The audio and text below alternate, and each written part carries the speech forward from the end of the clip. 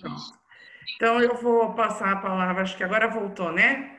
Eu vou passar a palavra para o doutor Luiz e pedir para o doutor Luiz, então, ativar o som dele e fazer a abertura da nossa webinar. Por gentileza, doutor. Oi, oi. Tá me ouvindo? Sim. Tá, tudo.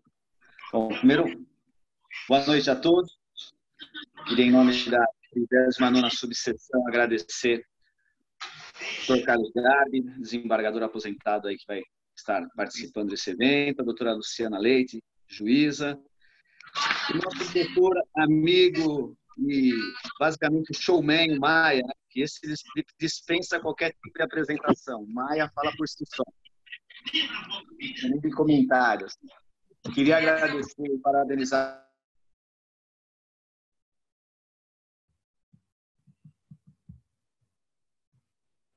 E acho que o Luiz desabitou.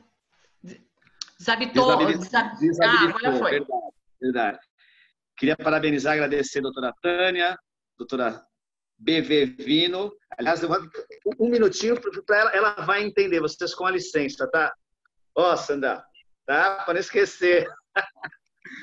E a doutora Cristina, esse grupo maravilhoso dessa Comissão de Direito de Família, realmente faz um trabalho atuante, bastante guerreira e brilhante aqui. Eu só estou aqui realmente para parabenizar e agradecer. Vou estar participando um pouco, ouvindo um pouco, acompanhando vocês. E, como de costume, não tem nem muito o que ficar falando, porque o importante são os astros dessa live, doutor Carlos, doutora Luciana e o Maia. Obrigado. Ficamos à disposição. Para nós é um prazer e uma honra vocês estarem aqui conosco. E sempre que... Opa! Mudou de novo? E sempre que precisarem, a casa está aberta, a casa é da advocacia, a casa é do cidadão, doutora Luciana, a casa é nossa. É um prazer, muito obrigado. Aproveitem bastante. Bom evento a todos. Obrigada, doutor Luiz, obrigada pela oportunidade, mais uma vez. Eu vou iniciar agradecendo e apresentando cada um dos participantes, né, desse webinar. O doutor Maia, que a gente já está acostumado, a nossa comissão está sempre se aperfeiçoando com os ensinamentos dele, sempre um parceiro nosso, advogado, doutorando em Ciências Jurídicas e Sociais, professor de TV Justiça, Supremo Tribunal Federal, coordenador do curso de pós-graduação Lato Sensu em Direito de Família e Seções da ESA de São Caetano, professor de Direito Civil, Prática Civil, Direito Consumidor, em cursos preparatórios para o exame da OAB, professor de Direito Civil em cursos de pós-graduação Lato Sensu da ESA, membro efetivo do IBDFAM, membro da Comissão de Direito e Família da OAB de São Paulo e da Academia Brasileira de Direito Civil, diretor-presidente da Maia Training. Mais uma vez, doutor, muito obrigada pela sua participação. Hoje temos a grande honra também de receber a nossa querida doutora Luciana Leite, outra pessoa também que tem colaborado com nossos eventos, participou brilhantemente do nosso evento do simpósio que fizemos, né, no final do ano passado, e mais uma vez está aqui para nos apoiar. A doutora Luciana é juíza da 5ª Vara de Família e Sucessões do Fórum de Santana. Doutora, minha gratidão da comissão, muito obrigada por você ter aceito o nosso convite. E gostaria de agradecer ao doutor Carlos Alberto Garbi, desembargador do Tribunal de Justiça de São Paulo aposentado, mestre e doutor pela PUC, pós-doutor em Ciências Jurídico-Empresariais pela UC, Universidade de Coimbra, professor de Direito Civil e Empresarial da FMU, professor da Escola Paulista de Magistratura, diretor nacional de publicações da DEFASE, membro do Conselho Editorial de Revista Direito Civil Contemporâneo, membro do Conselho Editorial de Revista Especializada Direito Civil, editada pela Argentina, membro do IDP, Instituto de Direito Privado, advogado, consultor, parecerista, autor de livros, obras coletivas e artigos científicos, pessoa de extremo gabarito, que veio aqui também para nos ajudar. Doutor Garbi, muito obrigada. Já tive o prazer de ver algumas palestras do senhor na Comissão de Família de São Paulo e estou muito honrada de poder tê-lo aqui na nossa Comissão de São Bernardo. Eu queria iniciar dizendo que a gente resolveu fazer essa webinar por conta das decisões aí do Tribunal de Justiça, né, do STJ, que acabou determinando e aceitando a recomendação do CNJ, que colocasse em liberdade todos os presos de prisões alimentares, e por conta disso, nós advogados acabamos ficando sem medidas que fossem eficazes para que as nossas execuções pudessem aí tomar um rumo correto. Então, por isso que nós resolvemos fazer essa reunião.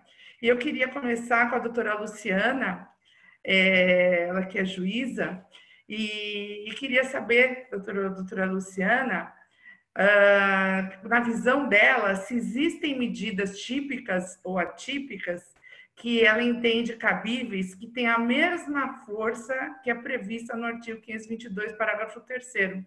Doutora Luciana, passo a palavra para a senhora e gostaria de iniciar, então, nosso debate.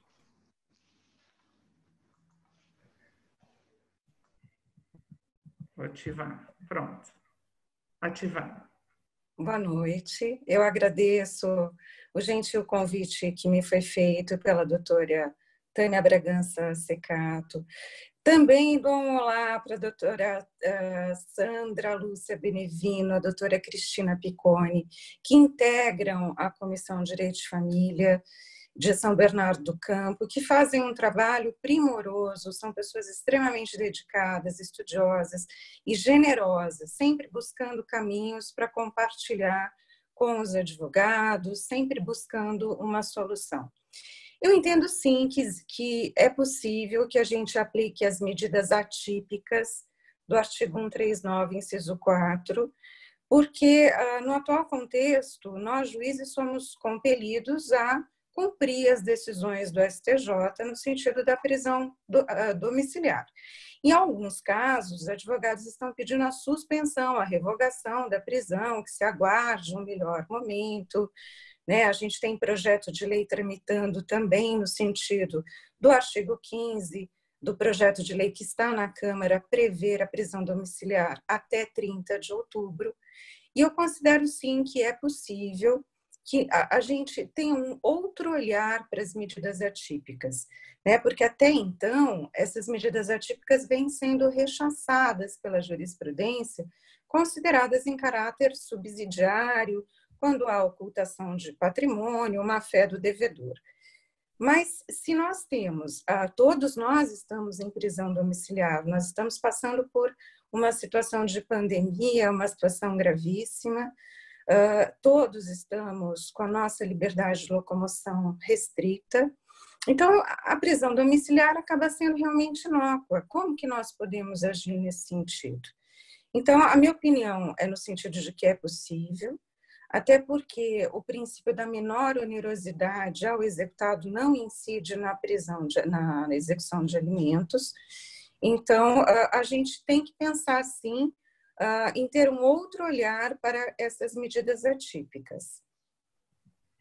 Então, você entende que realmente é cabível que agora a gente possa fazer pedidos que anteriormente não se tinha hábito de fazer para que se tente a eficácia dessas decisões, correto? Sim, correto. Entendo que sim. Basta que haja razoabilidade, que se fundamente, né? Quer dizer, não é que o indivíduo já se tentou um caminho do diálogo, já se tentou a tratativa, não há prova de que aquela pessoa perdeu o seu meio de sustento, teve uma alteração econômica brusca.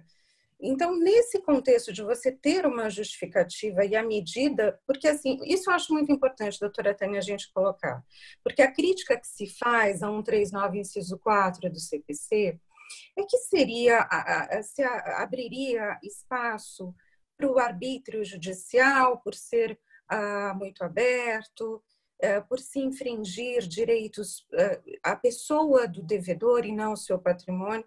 Mas e a prisão civil? Ela também não atinge a pessoa do devedor? Ela não é uma medida de coerção? Então, me parece que não é distinto o contexto. Mas eu acho que também a gente tem que lembrar que são os senhores advogados que vão postular essas medidas, são os senhores advogados que vão fundamentar esses pedidos, que vão argumentar. Então, me parece que, em termos práticos, não há nenhum óbice, não há nenhum risco em detrimento do cidadão em se utilizar esse tipo de argumentação. Ok. E, doutora, muito bom. Eu queria passar para o doutor Maia, então. Doutor Maia é advogado e cabe a nós advogarmos requerermos e ver as sugestões aí que ele tem para que depois possamos discutir sobre elas. Doutor Maia, traga a palavra, por gentileza. Acho que eu tenho que ativar o seu...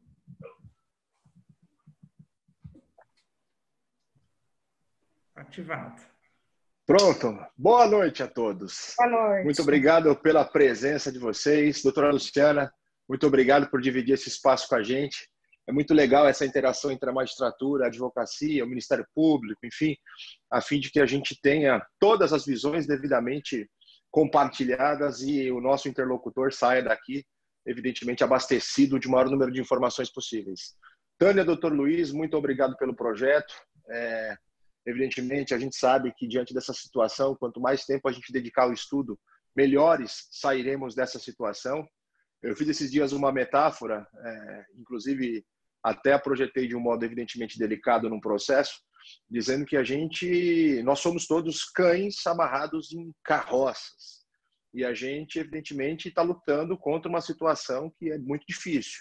De duas uma, ou a gente tenta lutar contra e seguir em caminho oposto, e evidentemente ser arrastado por tudo isso, ou a gente se aproxima daquilo que nos leva, afrouxa um pouco a corda e tenta conviver com essa situação. Eu acho que com essa capacidade que nós temos de tirar proveito disso, no sentido de estudar mais e aprofundar nosso conhecimento, vai viabilizar o alcance de bons resultados após essa situação toda passar. Então, Taninha, muito obrigado. Cris, Sandrinha, muito obrigado. Doutor Wilson Rossi, vi que o senhor está por aí, muito obrigado. Celso, está por aí, muito obrigado. E eu não podia deixar de falar do meu amigo Garbi. Doutor, muito obrigado por dividir o seu espaço, o seu tempo com a gente aqui, nos enriquecer com a sua ampla e inquestionável capacidade de dividir o conteúdo que aprendeu ao longo desse tempo todo de jornada no mundo jurídico, que evidentemente tem muito para passar para a gente. Eu sou só um coadjuvante diante de tantos protagonistas e vou aqui fazer, nas minhas condições, o meu melhor papel. Bom, nós não podemos ignorar um ponto, e eu não sei se a doutora Luciana concorda comigo, que quando a gente fala em modificação do regime de prisão para o regime de penhora, ou para o regime de constrição de um modo geral, nós estamos falando em convolução de rito. E se eventualmente nós temos que partir do pressuposto de que, a gente sabe disso, é uma regra comezinha de direito de família, de processo civil, que o débito alimentar que autoriza a prisão corresponde apenas às 3 últimas prestações vencidas de modo retroativo a contar da data do ajuizamento. E, óbvio, as que vencerem no curso da demanda também vão sendo embutidas naquela obrigação. Nesse sentido, eu faço uma reflexão no que toca à eventual abdicação do rito da prisão por parte dos advogados, no sentido de dizer assim, bom, a prisão domiciliar será inócua, eu não vou pugnar por ela, não a aspirarei, tendo em vista que ela não vai surtir o efeito que se espera, que é compelir o devedor a saldar a sua obrigação. O grande questionamento que se faz, diante da eventual abdicação, é se essa abdicação poderia ser momentânea. Talvez, processualmente falando, a saída mais inteligente numa situação como essa, porque a gente sabe que, às vezes, em muitas vezes, se não for por ordem de prisão, o devedor contumaz não vai pagar. E olhe lá, mesmo em casos de prisão, ele acaba cumprindo o lapso trintídio, os 60 dias, os 90 dias, enfim, de prisão e acaba saindo sem pagar. Eu não sei se não seria prudente, para que nós não perdêssemos a chance de lançar mão do rito da prisão, de pedir a suspensão do processo, para eventualmente aguardar o pós-pandemia, o day after, e verificar o que vai ser possível fazer depois dessa zona de instabilidade passar. Parto do pressuposto de que se a gente eventualmente simplesmente dizer, olha, eu não quero a prisão domiciliar, alternativa não há. Há a recomendação do CNJ, já há precedentes do Tribunal de São Paulo e do próprio STJ, no sentido de que não há como conduzir alguém devedor alimentar à prisão efetiva dentro de 4 paredes, numa cela, enfim, dada a grande probabilidade de contaminação desse cidadão que só deve alimentos. Na verdade, se a gente for pensar por isso, não é um criminoso. Então, efetivamente, eu parto do pressuposto de que a prisão domiciliar, inclusive eu já falei isso numa live alguns dias atrás, a prisão domiciliar é, de certa forma, ineficaz. Eu até, doutora Luciana, orientei um cliente esses dias no sentido seguinte: olha, se a juíza decretar a sua prisão, é simples, vamos cumprir. Não sei se nós vamos usar tornozeleira, se não vamos, mas se tiver que ficar preso em casa, ótimo. Cumpra o lapso temporal da prisão, que nesse caso especificamente era de 30 dias, já está em quarentena mesmo, já está isolado, fica em casa, não vai poder sair, evidentemente, nem para ir à padaria, enfim. E quando superado o prazo, a alternativa que restará ao credor será única e exclusivamente a de convolução de rito, porque ele não vai poder mais perseguir aquele crédito, tendo como consequência a prisão civil. Então, me parece que tem que tomar cuidado os advogados ao pedir, eventualmente, a convolução, porque, na minha concepção, uma vez feita, não dá mais para voltar atrás, e aí você abdicou do rito da prisão e lançou mão, doravante, do rito da penhora. E, doutor, o senhor acha que a suspensão do processo até lá não seria mais eficaz do que tentar pedir essa prisão domiciliar agora? Foi o que eu disse. Me parece que a suspensão, Melhor por forma. uma ótica, né? Não, assim, é que a gente aqui na condição de debatedor tem que tomar cuidado, porque eu não estou aqui como advogado, estou aqui como professor. Então, a gente tem que, academicamente, pensar qual é o ponto mais importante, porque, ao mesmo tempo que o argumento que eu uso aqui pode ser favorável para o cliente, pode ser desfavorável para o outro. Então, de uma maneira mais global, academicamente, me parece que a suspensão seria a medida mais eficaz. Mas talvez, para aquele que aspira a perceber a pensão, para o credor, a suspensão não é atrativa, muito menos a prisão domiciliar. O que ele quer, literalmente, enfim, sacudir o negócio. O doutor Gabi está passando por isso agora, na condição de advogado. E a doutora Luciana, não sei se já passou por isso, mas a gente que é advogado acaba por ser, eu diria, provocado de uma maneira até constrangedora e cansativa pelas clientes que vêm ao nosso escritório e dizem o seguinte: eu quero tirar tudo dele, eu quero que ele vá para a prisão, eu quero que ele pague tudo o que ele me deve. E a gente, evidentemente, não é um troglodita, não age com as próprias mãos e tenta lançar mão das ferramentas que a lei e o judiciário nos conferem para alcançar resultados. Nem sempre é possível atender aos anseios do cliente, e esse é um caso nítido em que isso acontece, porque a gente não faz justiça com as próprias mãos, até porque mesmo que tentássemos, o judiciário seria o moderador e impediria que limites fossem ultrapassados. Enfim, então, suspensão, talvez, a depender do ponto de vista, fosse o melhor caminho. Não me atrai muito a ideia da convolução de rito, não. Entendi. Eu queria passar para o doutor Garbi. Doutor, é um prazer mais uma vez tê-lo aqui. E queria fazer uma pergunta para o senhor antes de a gente entrar nas questões das medidas efetivamente. O senhor entende que essa recomendação do CNJ, né, recomendação 62, artigo 6º, mas o julgamento do habeas corpus lá no STJ, as novas decisões dos TJs de todos os tribunais aqui, é um começo para que se extingua a extinção da prisão? Ou o senhor acha que não, que isso ainda vai perdurar mesmo após a pandemia? Excelente pergunta. Bom, estão me ouvindo, né? Acho que o microfone... Sim. Eu queria inicialmente agradecer o convite que a Comissão de Direito de Família de São Bernardo me dirigiu, através do professor Maia, né?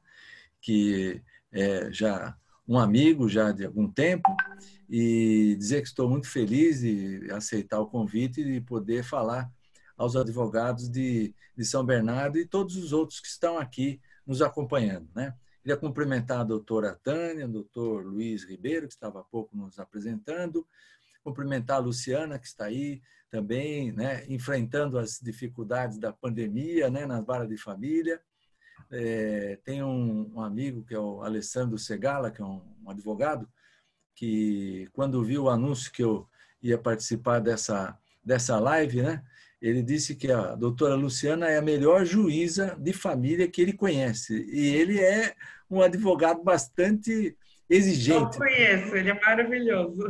Eu levo em conta o que ele disse porque ele é bastante exigente. Então, está prestigiada, né? Está bem conceituada aí no mercado dos advogados, né?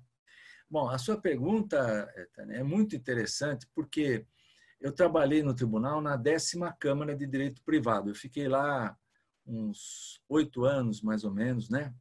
Com essa matéria de família, né?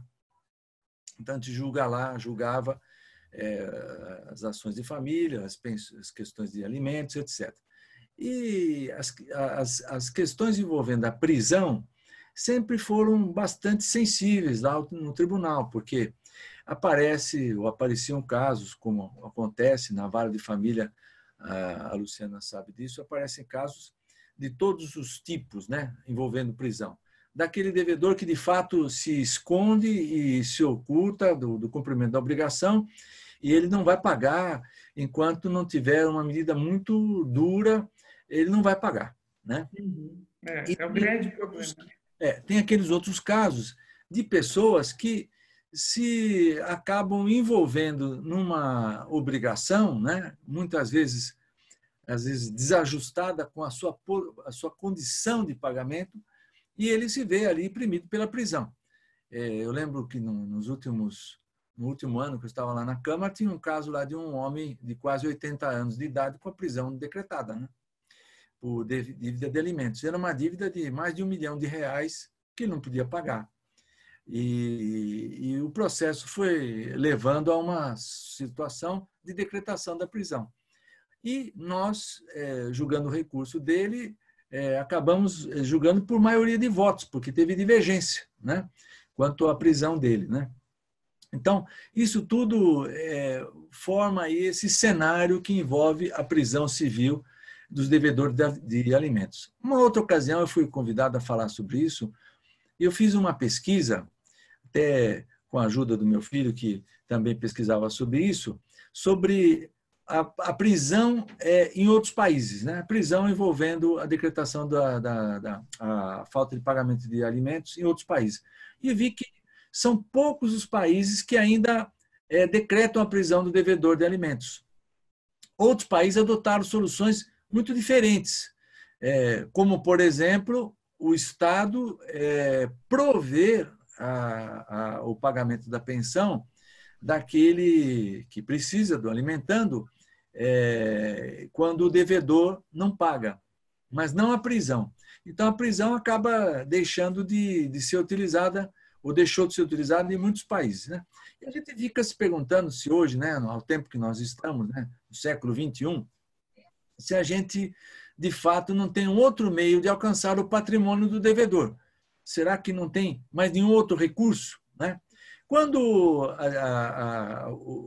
o advogado procura percorrer todos os outros caminhos para receber o pagamento da pensão e não consegue, e se verifica, de fato, que o caso do devedor é aquele caso em que ele pode pagar, mas não quer, aí eu acho que a prisão se justifica. O problema está nas outras todas as situações, quando eu não posso afirmar que ele pode pagar, mas eu apenas vou constrangê-lo a fazer o pagamento porque eu tenho esse recurso à minha disposição, a prisão. Então, nesses casos, eu acho que a prisão precisaria ser mais criteriosa, né? Para não envolver pessoas que a gente não sabe se pode pagar. Porque, na prática do direito de família, quem é que, às vezes, é chamado a pagar essa pensão quando se tem a prisão decretada? Os parentes, né? Todos correm lá no fórum, pegam o dinheiro para ele não ser preso e vão lá depositar. Então, na verdade, isso acaba punindo os parentes e não o devedor. O devedor não pode pagar, não paga, e quando ele se vê lá premido pela prisão, os parentes só correm lá e dão dinheiro. Então, é preciso ter critério para a decretação da prisão. Eu espero que ela não seja eliminada, né? Mas há uma tendência que eu acho que essa pandemia vai acentuar, de que esse modo de exigir o cumprimento da obrigação seja diferente depois, né? Agora, nós temos outro problema, né? Quando é que esses efeitos da pandemia vão desaparecer e vão tornar mais segura a prisão das pessoas de modo geral, especialmente do devedor de alimentos, né? Nós não temos essa previsão, né? Pode ser que isso venha a ocorrer no final desse ano, ou não, né? meio do ano que vem, ou quem sabe, como você está aventando a possibilidade, a prisão não volte mais, né? Porque nós vamos acabar encontrando outros meios para obter o pagamento e a prisão vai deixando de exercer esse constrangimento, né, sobre o devedor. Agora, o que a gente devia fazer, efetivamente, é dotar os juízes de outros meios de agredir o patrimônio do devedor. Essas medidas do 139, né, elas são eficientes quando adequadas ao caso, né? Mas outras medidas patrimoniais poderiam ser melhor desenvolvidas para o juiz aplicar. No caso de devedores que têm emprego e têm salário, né? No caso de devedores que têm conta em banco, devedores que têm recebimento de qualquer provento ou renda em algum lugar, né? Então, é preciso encontrar o patrimônio dele e fechar um pouco mais, né, esse raio de ação que o devedor tem para esconder o que ele tem e evitar de pagar. Então, respondendo a sua pergunta, eu acho que há uma tendência, sim, muito forte de abandonar a prisão. Isso não vai ocorrer sem uma medida legislativa, né? Mas os tribunais vão certamente se decidir com menos rigor a respeito da prisão nos próximos meses, no próximo ano, talvez, né? Isso eu acho que é uma tendência realmente, né? Na prática, eu tenho visto exatamente alguns casos assim, onde os juízes estão fazendo busca primeiro de bens, né? Pelo menos dentre aqueles mais comuns, aquelas medidas mais típicas, e caso não encontre nada, acaba não decretando mesmo e pedindo para os autores se manifestarem. Doutora Luciana, gostaria de fazer alguma consideração com relação a esse fato? Desculpa, deixa eu ativar seu som, doutora, peraí. Eu ativei seu som. Eu acho que o Dr. Garbi fez um retrato bem fiel da tendência dos julgadores na segunda instância e até em termos legislativos. Mas, pela minha experiência de 13 anos em vara de família, eu chego à conclusão que o inadimplemento é fundado muito numa questão cultural, né? Muitas vezes a gente tem uma gama muito grande de pessoas autônomas, pessoas que mascaram os seus rendimentos, que mascaram o seu patrimônio, e é muito difícil para os advogados que estão atuando em prol dos credores conseguirem a efetivação desse direito, a concretização desse recebimento.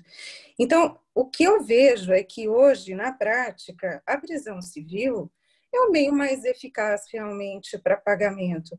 A gente muitas vezes tenta fazer audiências de conciliação, o indivíduo chega sem proposta nenhuma, existe mesmo uma cultura do descaso, uma falta de responsabilidade parental. Exato. E cultural é algo muito difícil de você mudar. Então, assim, a questão das medidas, é o que o doutor Maia falou, você vai ter que mudar o rito processual para você, a não ser que haja uma alteração legislativa, mas se eu vou tentar esgotar a busca patrimonial, quer dizer, eu vou estar sob outro rito processual, que não o da prisão. Então, assim, me parece que, embora a ideia seja altamente evoluída em termos de pensamento humano, né, olha, realmente, vamos buscar a conscientização, quer dizer, vamos restringir ao máximo a prisão civil.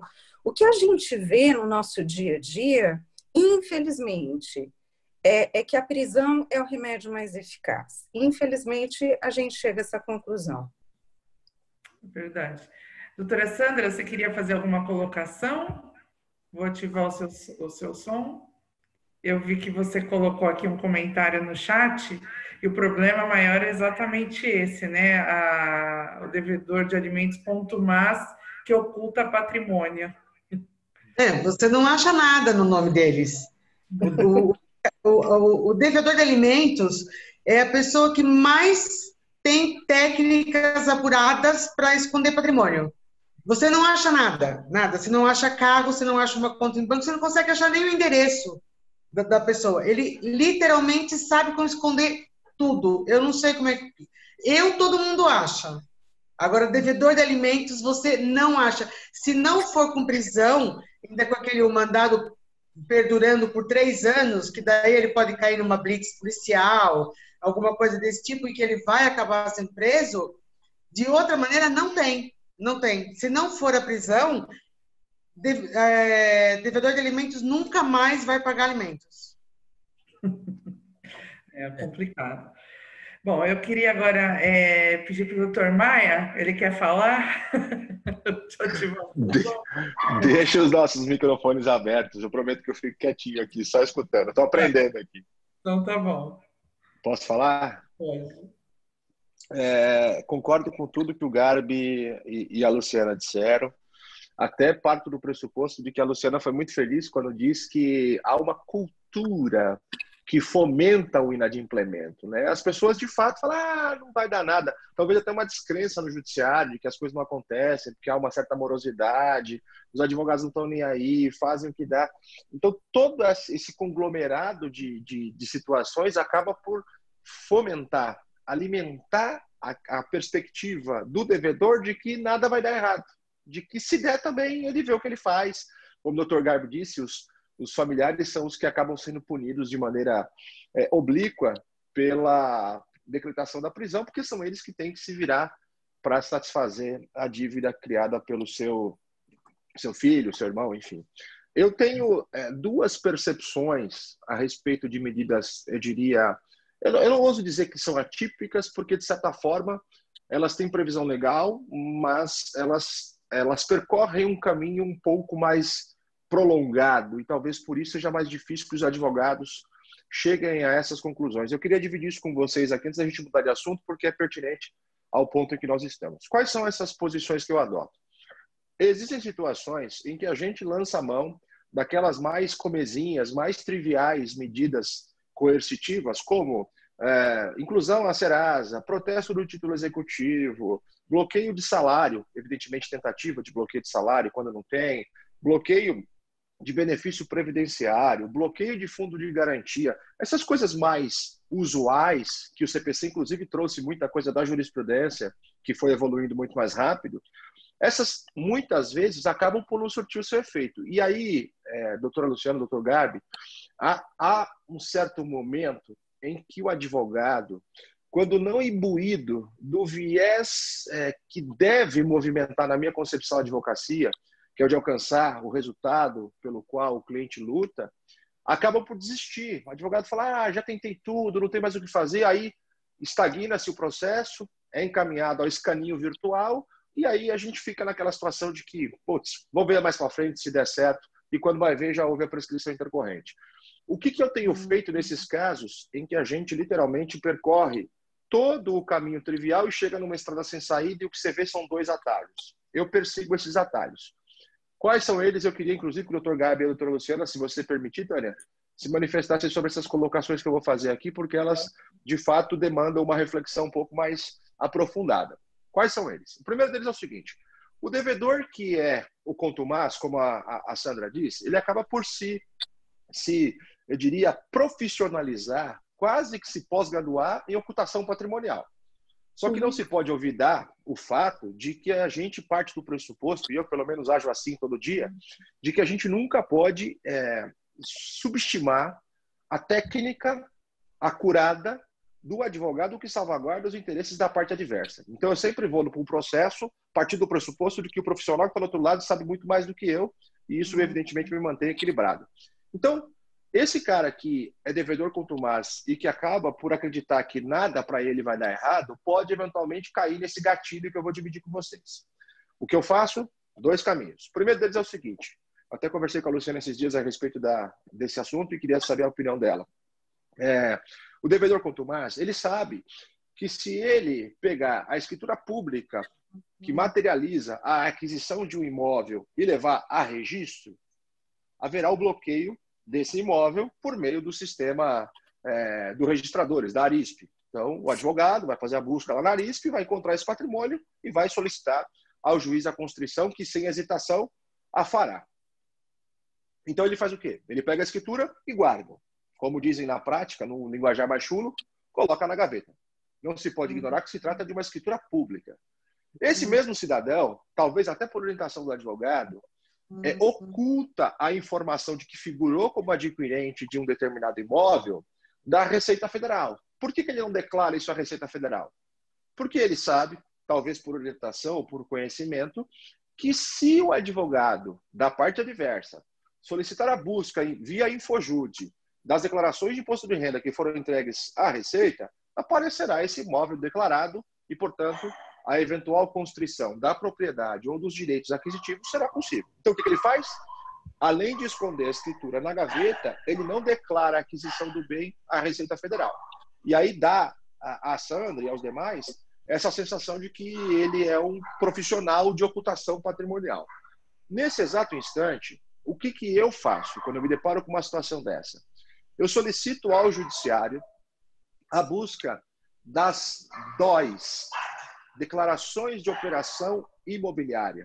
Declarações de operações imobiliárias esta que, para quem não sabe, são documentos emitidos pelos tabeliões de notas, cujo destino é a Receita Federal. Então, o tabelião, a grosso modo, faz o quê? Terminou o dia, pega as escrituras que foram lavradas e sai disparando as DOIs para a Receita. Ó, Receita, passou por aqui hoje o CPF tal, que figurou como vendedor, e o CPF tal, que figurou como adquirente. De repente, esse adquirente aqui é o seu devedor.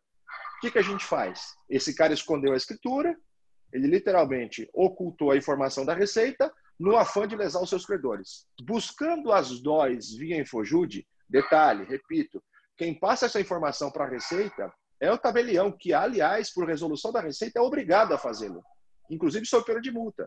Então, ele acha que vai ocultar essa informação da gente, mas a gente pedindo as DOIs via Infojude, se deparará com a informação vinda da Receita para o processo, dizendo o seguinte, ó, o CPF tal, cuja pesquisa foi feita, figura como adquirente de um imóvel conforme escritura pública gravada pelo X tabelião, livro tal, folhas tais, termo tal, em tal data. E aí, com essa informação, a gente manda o estagiário lá para o tabelião de notas, extrai um traslado da escritura, junta no processo e pede o bloqueio dos direitos aquisitivos. Esse é um caminho legal que eu queria dividir com vocês. A outra opção, e aí talvez eu seja menos ortodoxa, mas ao mesmo tempo me parece típica, é a seguinte. Eu, depois que esgotei todos os meios, inclusive esse primeiro passo que eu acabei de dividir com vocês, parto por um caminho, eu diria, um pouco mais curioso. O que eu faço? Eu vou até um registro civil e extraio a certidão de nascimento dos pais do devedor. Como a gente está falando de alimentos, dos avós do credor. Para verificar, e a gente sabe que muitas famílias estão em ruína, e você nem sabe quem são os avós, para verificar se aqueles avós eventualmente não morreram. Se nos depararmos com a informação de que os avós morreram, a gente abre o leque e a coisa se torna um pouco mais positiva. O que a gente faz? Se nos depararmos com a informação da morte do avô, a gente faz a busca no Tribunal de Justiça para verificar se há inventário aberto e, eventualmente, se aberto está, se não está arquivado. Porque pode ser que o falecido, ascendente do devedor, tenha deixado para esse devedor herança. E aí o sujeito, o credor, no nosso exemplo, no nosso caso, a criança, acaba por obter a informação de que o avô morreu, o pai é herdeiro desse patrimônio, e aí, evidentemente, pede-se o bloqueio dos direitos hereditários que o sujeito tem para satisfazer a obrigação. A gente sabe que vai demorar, que o processo de inventário vai ficar parado, talvez você tenha que dar start a um processo de remoção da inventariança, enfim, mas, a grosso modo, pensando de modo frio, esse é um caminho para, eventualmente, impulsionar o devedor a pagar. Maia, eu tenho uma dúvida. E se o devedor, ciente de que deve, não abrir o inventário? Não sei se você vai concordar, doutora Luciana, mas existe um artigo do CPC que confere ao credor do herdeiro legitimação extraordinária para abertura de inventário. Eu já fiz isso e não foram poucas vezes. E não estou falando só da execução de alimentos, estou falando em outras também, mas como o nosso foco é a execução de alimentos, eu abro o inventário do ascendente do devedor, na condição de terceiro credor deste devedor, e mais do que isso, se isso for feito, me parece, eu não sei se vocês hão de concordar com o que eu vou dizer, que ele, inclusive, está impedido de renunciar à herança dada a existência de uma dívida que, inclusive, foi pré-comunicada ao judiciário. Então, esse caminho talvez seja interessante. E aí, detalhe, tá? Imagina que está passando pela cabeça de vocês. Ô Maia, mas e se o inventário for feito por escritura pública? Você volta para a primeira sugestão. Porque se o inventário foi feito por escritura pública, a DOI foi emitida pelo tabelião e ela bateu na Receita. Então, a busca das DOIs via Infojude pelo judiciário fará com que essa informação venha a público e o credor, portanto, tenha, eu diria, mais duas opções para tentar alcançar o resultado que espera, que é receber o valor da pensão. Com vocês. Doutora Luciana? Eu achei perfeitas as colocações do Dr. Maia. Eu acho que as duas medidas são plenamente possíveis. Em relação à DOI, veja bem, eu sou titular de uma vara de família há 13 anos. Eu não me recordo de ter recebido nenhum pedido nesse sentido, para que se fizesse a busca da DOI.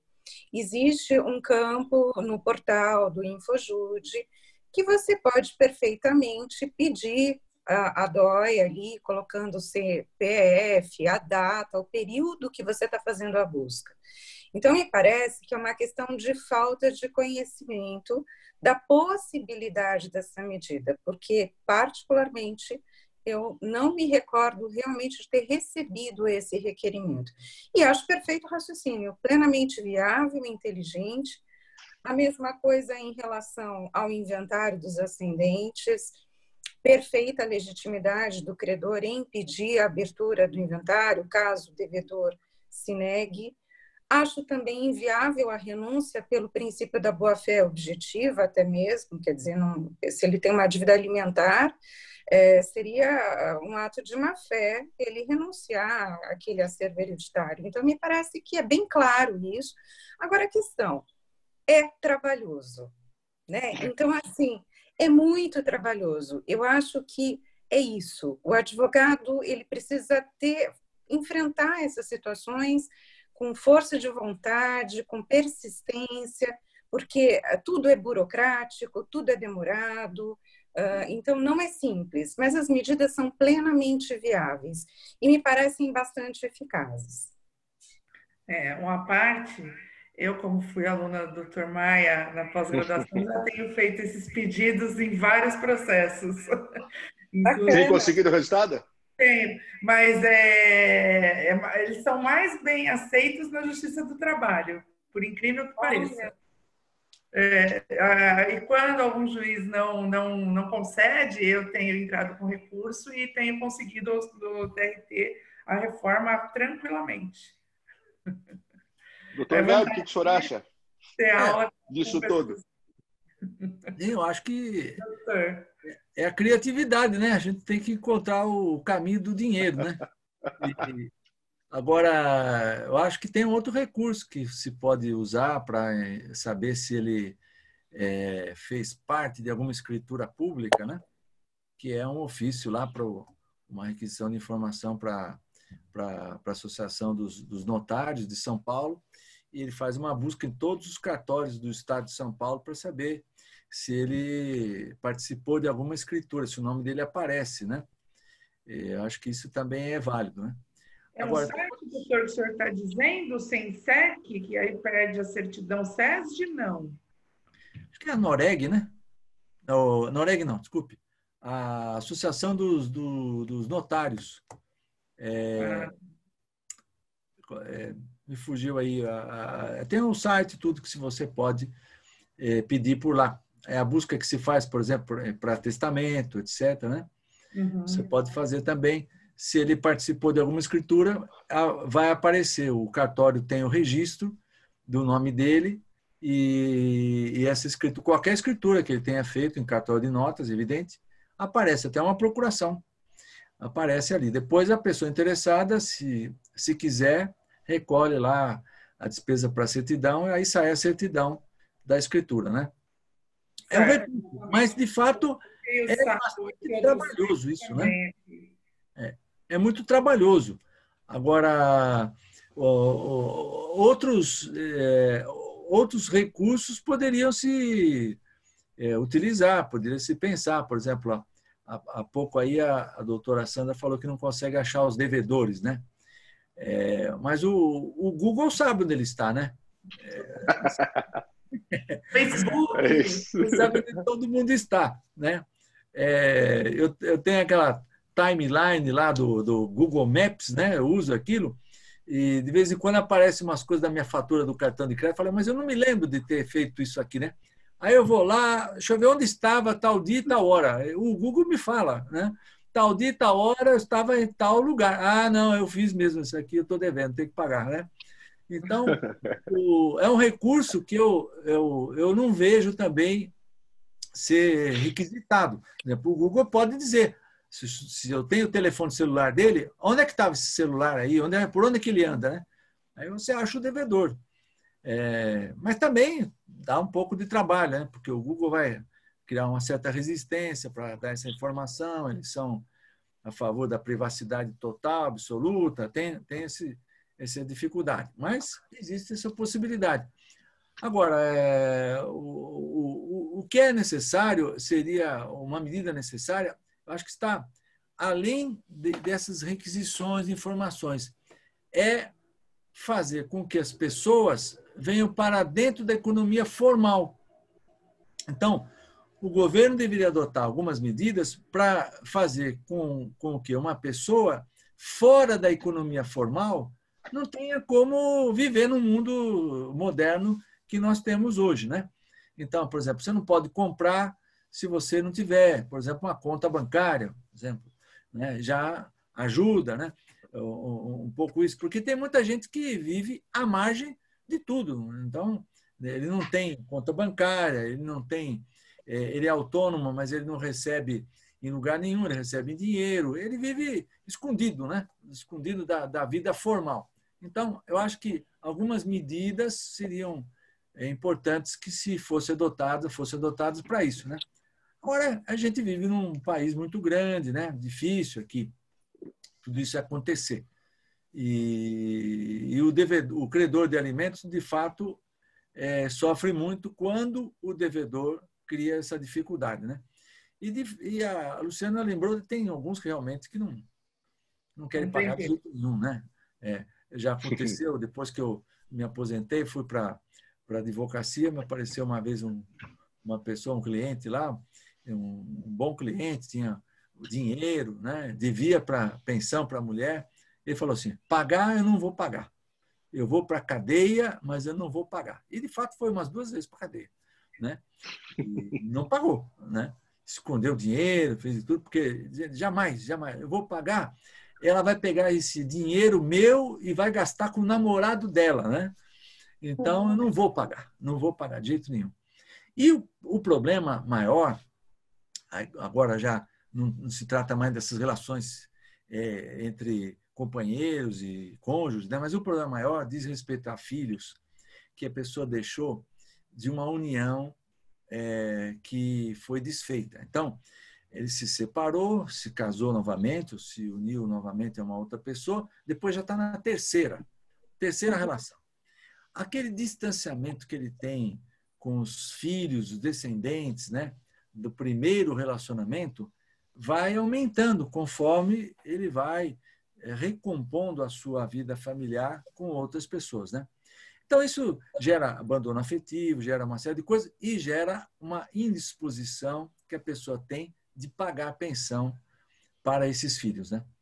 Então, essa vamos dizer, acho que é a parte mais sofrida, né, dessa questão da obrigação de alimentos, porque esses filhos ficam à míngua, não só do afeto do pai, quase sempre do pai, mas também dos recursos que ele tem, que ele dirige mais aos filhos do relacionamento atual e esquece dos anteriores. Quando não, o que é pior, ele prefere ajudar, por exemplo, enteados, né? Filhos da sua companheira, em detrimento do filho que ele tem natural de uma união anterior. Então, aí a situação toma uma outra cor, né? Um outro colorido, se torna mais grave, né? O inadimplemento da pensão nesses casos, né? E a Luciana deve viver essas coisas lá no dia a dia, né? Pode falar para a gente aí dessa experiência com esses casos, né? Das famílias recompostas, sobrepostas, dessa constelação de famílias que vão se surgindo, né? Com essa efemeridade dos relacionamentos, né? Com certeza. Doutora, quer colocar alguma coisa com relação a isso? Eu? Tá. Sim, eu acho que a análise é perfeita. Isso é o nosso dia a dia. É muito triste, é o famoso virar a página. Então, acabou um relacionamento, o indivíduo acha que aqueles filhos já não são mais responsabilidade dele. Que ele está fazendo, eles costumam dizer assim, eu vou tentar ajudar um pouco. Então, isso é muito comum. É extremamente comum. É isso mesmo. Bom, eu queria então passar agora para o Dr. Maia, para ele colocar aquelas questões, as outras medidas que ele costuma pleitear, né? E, inclusive, a questão da busca e da quebra de sigilo dos cônjuges dos atuais dos devedores de alimento. O que ele acha sobre essa questão? E aí depois a gente parte para as perguntas que estão sendo feitas no chat. Eu particularmente penso que quebrar o sigilo do cônjuge não é o caminho mais adequado, embora nós tenhamos visto muitas decisões nesse sentido na prática. Por que eu não acho muito adequado? Veja só, nós não podemos confundir a quebra do sigilo com a busca de patrimônio e a avocação de regras de direito de família para que haja a satisfação da execução. Explico. Se a gente partir do pressuposto de que você tem lá um casamento de uma família recomposta, como o Dr. Garbi falou, e esse cidadão, ciente de que deve alimentos, conduz todo o seu patrimônio ao CPF da atual esposa, justamente com a finalidade de tentar se esquivar da obrigação de pagar assumida no passado. A partir do pressuposto de que a gente poderia quebrar o sigilo de quem não faz parte da relação processual com a meta de simplesmente satisfazer o crédito alimentar, não me parece o caminho mais adequado. Agora, isso não significa que a gente não possa fazer busca patrimonial envolvendo o CPF desse cônjuge do devedor, a fim de, com base nas regras afetas ao direito de família, tentar encontrar patrimônio envolvendo aquele CPF. Em outras palavras, fizemos a busca da certidão de casamento do devedor e encontramos a informação de que esse devedor é casado com A no regime da comunhão parcial desde 2015. Vamos fazer uma busca de patrimônio no CPF da esposa desse cidadão para verificar se não encontramos algum bem naquele CPF registrado que pode, por força do direito à meação da comunicação patrimonial, ser, em sua cota parte, penhorado. Então, são duas situações diferentes. A gente sabe que hoje a gente tem o site do Registradores, que você digita o CPF e em segundos a informação eclode na nossa tela sem muita dificuldade. Então, não é difícil encontrar patrimônio. Existem outros meios, e o próprio Facebook, o Google, o Twitter, enfim, essas mídias sociais nos permitem, por exemplo, pegar o sujeito, e eu fiz isso numa execução de alimentos outro dia. Aliás, eu sinto na obrigação, porque tem bastante gente nos assistindo, de aplaudir a juíza que recebeu esse pedido e que mesmo sem, eu diria, previsão e dada a atipicidade da maneira como isso foi feito, se curvou às minhas argumentações e acabou deferindo o pedido. Porque um sujeito tirou uma foto, devedor de alimentos, ele tirou uma foto, postou no Instagram e escreveu literalmente isso: o meu novo bebê. Ele se referia a um carro que, segundo ele, segundo aquela foto, era dele. Postou lá. Eu não hesitei. Peguei a foto do carro, joguei no processo e pedi ao juiz a penhora. Num primeiro momento, a juíza pediu para esclarecer, aí eu pedi a busca via Renajude e constatamos que aquele veículo não estava em nome do devedor. E aí, com base numa tese que eu desenvolvi, relativa, inclusive, à teoria da aparência, eu falei, olha, ele está afirmando que é dele. E a propriedade dos veículos não é transmitida com registro no órgão de trânsito. A propriedade dos veículos, por serem bens móveis, é transferida por contradição. Há assente jurisprudência no TJ de São Paulo nesse sentido. Então, se ele está afirmando que é dele, penhore-se. E aí a juíza deferiu a penhora, a outra parte, que era a mãe do rapaz, apareceu no processo, embargando de terceiro, sob o argumento de que o veículo era dela. E aí a alternativa que eu arrumei foi pedir a expedição de ofício a Sem Parar e ao Detran, para que a Sem Parar informasse em nome de quem estava aquela tag grudada no nosso para-brisa, para ver se estava eventualmente vinculado ao CPF do cidadão, e para quem ou para qual prontuário estavam sendo direcionadas as multas vinculadas à placa daquele carro.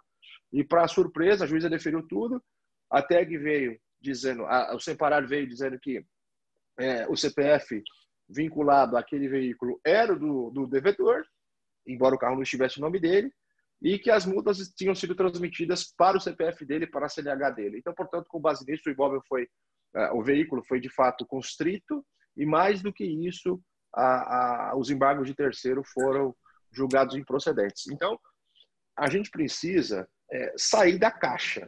Não dá mais para ficar pensando de modo fechado, limitado, amarrado, engessado. A gente precisa pensar de maneira diferente, como o Dr. Gabi disse, de maneira criativa, para tentar achar soluções.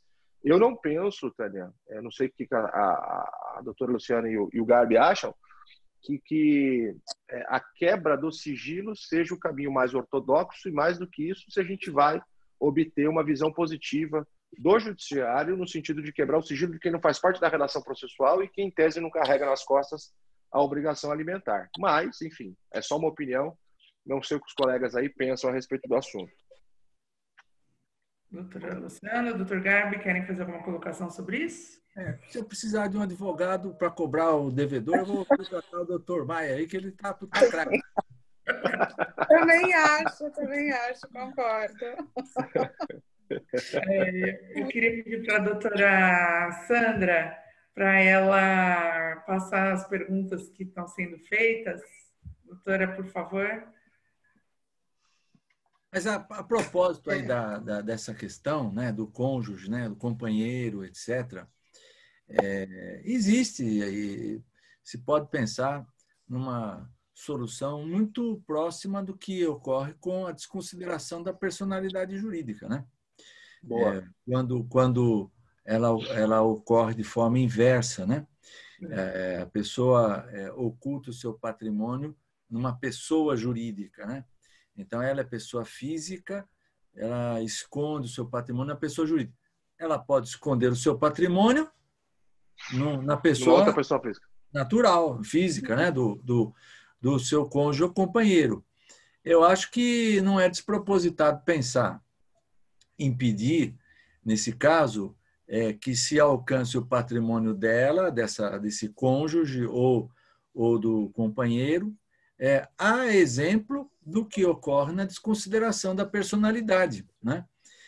Incluindo essa pessoa num incidente para responder por essa obrigação. Eu confesso que eu nunca vi, não sei se alguém tem registro de que isso tenha ocorrido, nunca vi, mas não vejo algo como despropositado, não, se pensar em fazer isso, né? Porque isso já se faz com as pessoas jurídicas. E existem casos realmente em que isso acontece.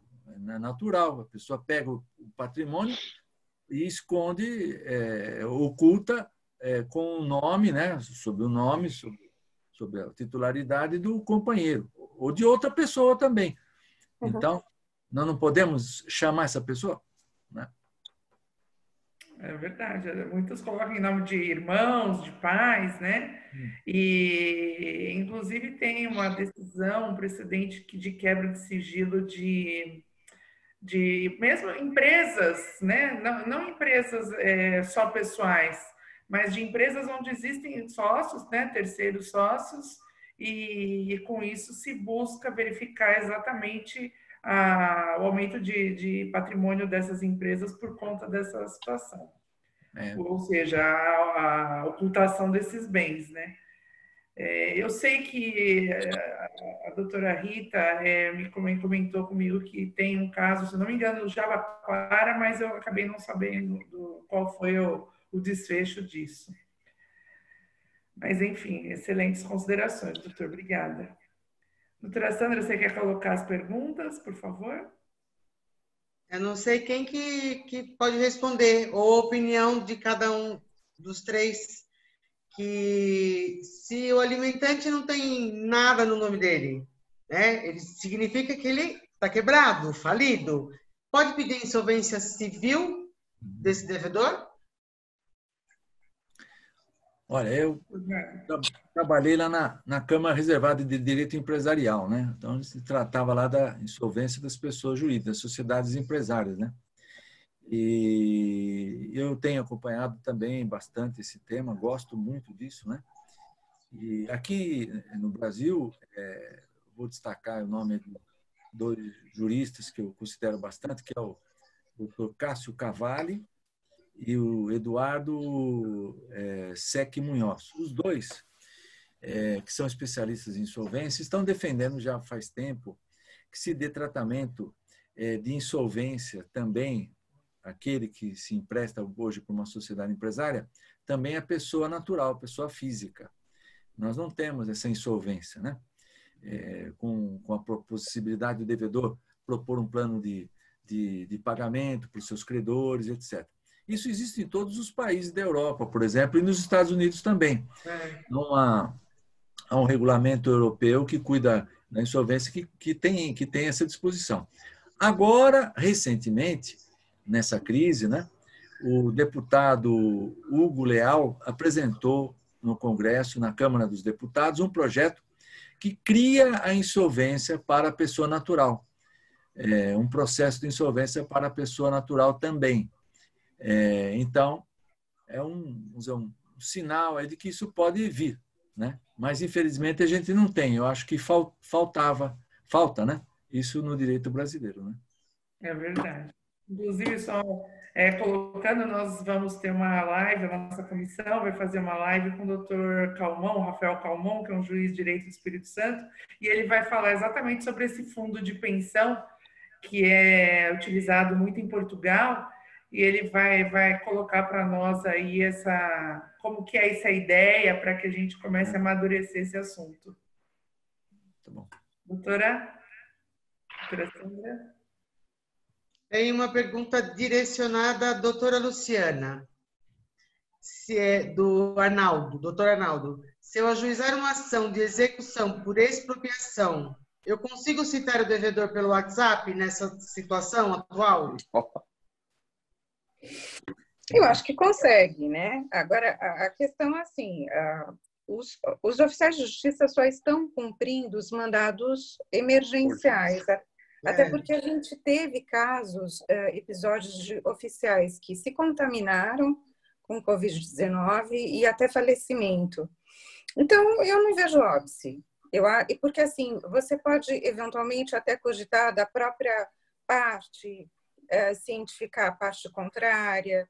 Eu acho que, numa situação excepcional como a que nós vivemos, nós temos que lançar mão dos instrumentos, de todos os meios digitais. Eu não vejo realmente nenhum impedimento nesse sentido. Obrigada. Doutora, mais alguma pergunta? Tem aqui da doutora Fernanda Nicolai, que não é bem sobre execução de alimentos, medidas coercitivas, mas ela está perguntando o que os doutores acham da possibilidade de exigir a prestação de contas ao representante administrador dos alimentos. A pessoa que toma conta do dinheiro da criança e você pede a prestação de contas para saber se o dinheiro está sendo utilizado com a criança mesmo. O que vocês acham?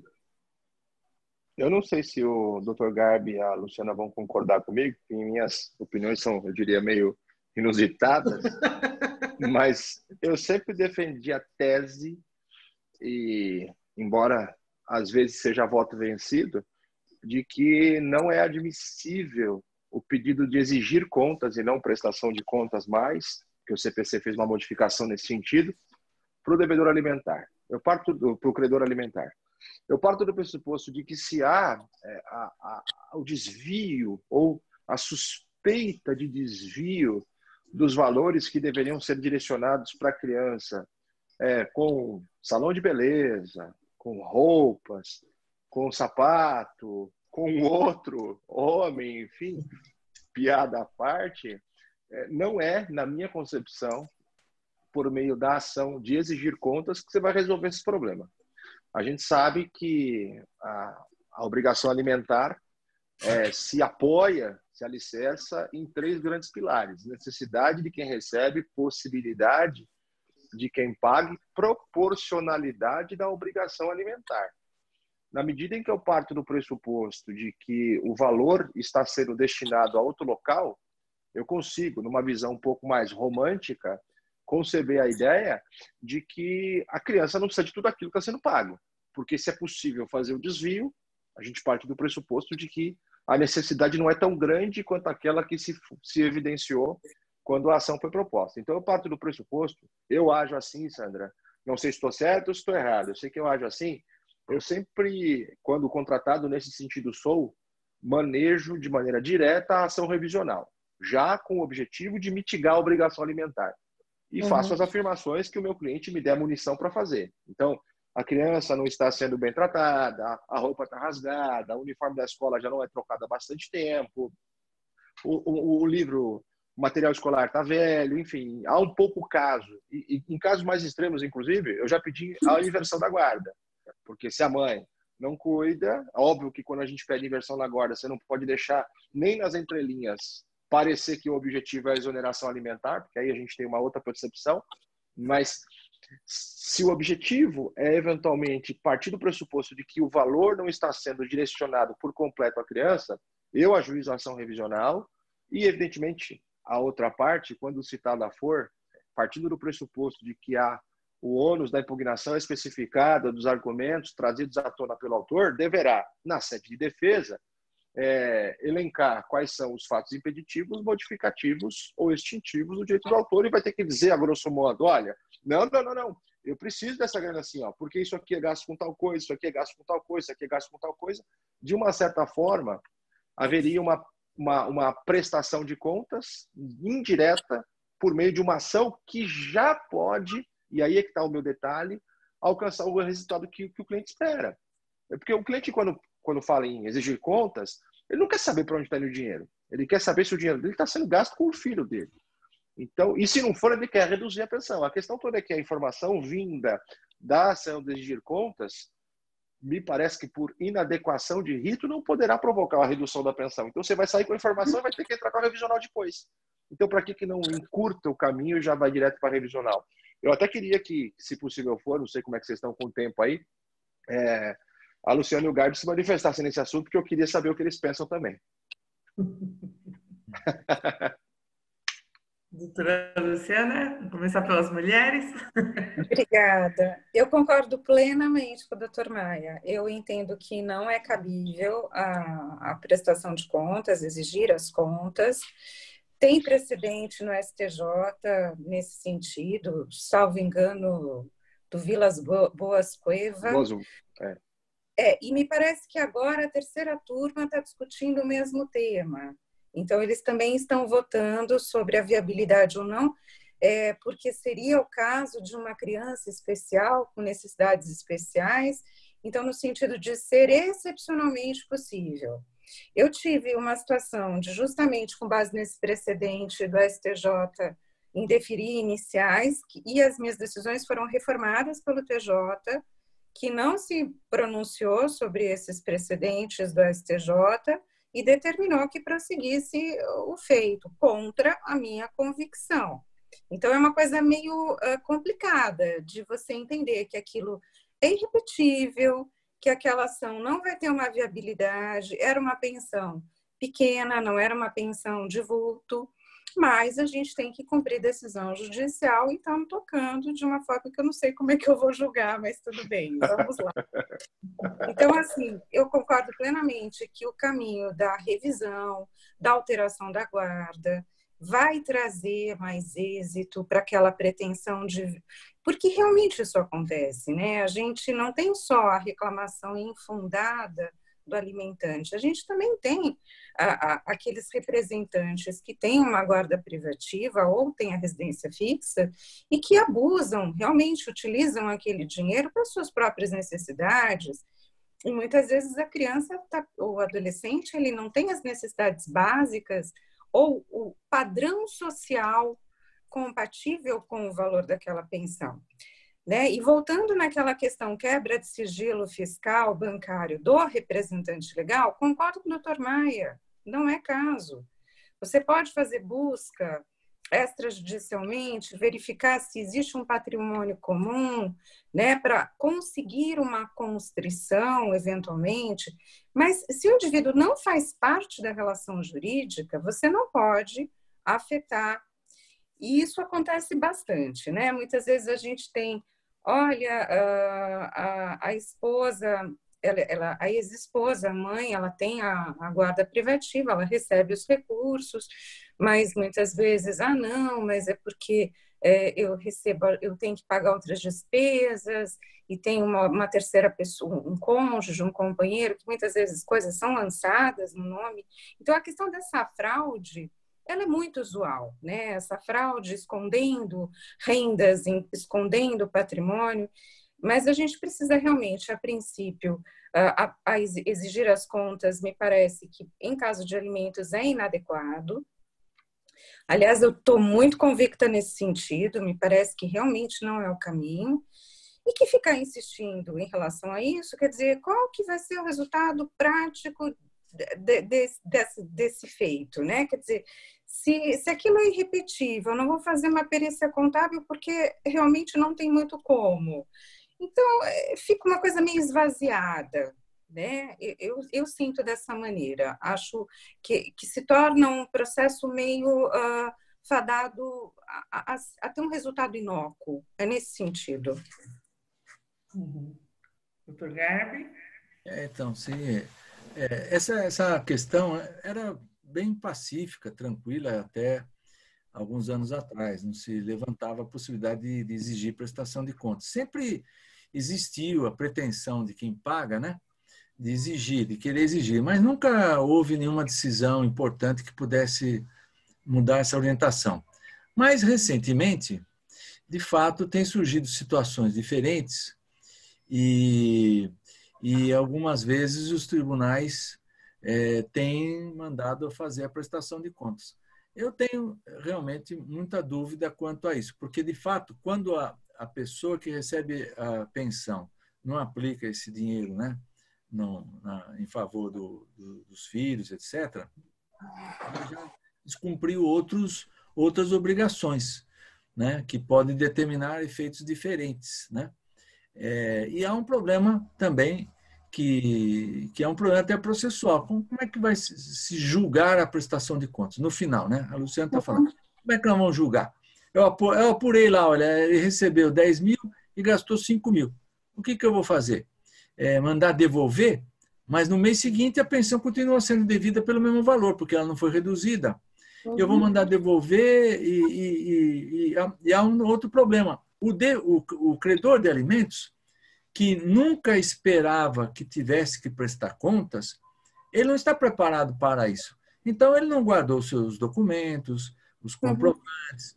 Difícil de depois dizer que ele não aplicou dinheiro, né, corretamente. É muito difícil de tratar disso. E há um pressuposto, há uma certa contrariedade na exigência de prestação de contas. Isso significa admitir que se alguém está gastando menos do que recebe, que a pensão, de fato, como o professor Maia falou, não deveria ter sido fixada por aquele valor. Então, o caminho era outro, né? Era revisão, né? Então, muito difícil de resolver isso. Agora, de fato, Luciano, você lembra aí do STJ, tem casos que já se definiu essa prestação de contas, né? Uhum.